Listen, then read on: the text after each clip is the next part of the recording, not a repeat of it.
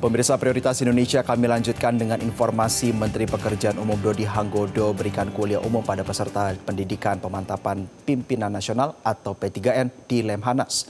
Kuliah umum ini membahas tugas dan arah kebijakan Kementerian PU dalam mendukung program prioritas pemerintah. Dodi Hanggodo menjelaskan tugas dan fungsi Kementerian PU sesuai arahan Presiden Prabowo Subianto. Ia menyampaikan para peserta P3N perlu mendapat pemahaman mendalam tentang arah kebijakan PU ke depan. Menurut Dodi, peserta P3N harus mengetahui lebih rinci terkait program dan arah pembangunan infrastruktur, termasuk proyek yang sedang berjalan dan yang akan dikerjakan di berbagai daerah. Ia juga membuka peluang kolaborasi dengan Lemhanas.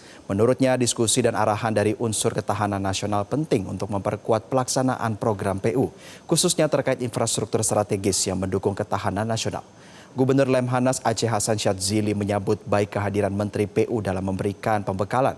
Ia menegaskan pembangunan infrastruktur merupakan fondasi penting untuk mendukung program utama Presiden Prabowo, terutama dalam memperkuat ketahanan pangan, energi, air, serta pendidikan menuju Indonesia Emas 2045. Apa sebetulnya tugas, pokok, fungsi dari Kementerian Pekerjaan Umum yang dibebankan oleh Pak Presiden Prabowo Subianto.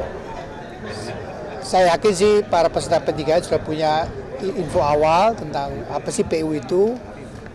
Kami dari kementerian hanya sekedar memberikan info lebih detailnya agar kemudian bagaimanapun juga kita harus akui ya Lemhanas adalah kawah candra dibuka untuk calon-calon pemimpin bangsa ini ke depan. Makanya perlu kita berikan sedikit tambahan informasi apa sebenarnya PU itu, bagaimana arahnya PU ke depan seperti apa, langsung dari Kementerian PU itu sendiri.